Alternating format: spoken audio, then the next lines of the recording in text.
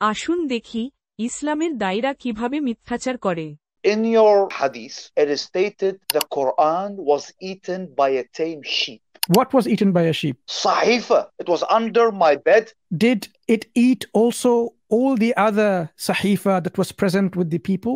Did it also eat away the Quran that was in the hearts of the people? That was not my question. My question is, how is it possible? So if you have a sheep that comes in my house now, in the village that I live in, and it eats my copy of the Quran, does it mean the Quran is totally lost, its preservation? The sheep can eat my copy of the Quran. It is not going to make the Quran lost from existence.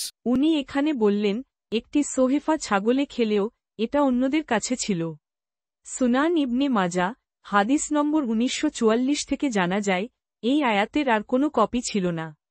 এখানে ছিল বয়স্ক লোকদের দুধ পান ও রজমের শাস্তির আয়াত, যা এখনও কোরআনে নেই। এরকম আরও ভিডিও পেতে হলে আমাদের চ্যানেল লাইক, ফলো ও সাবস্ক্রাইব করুন।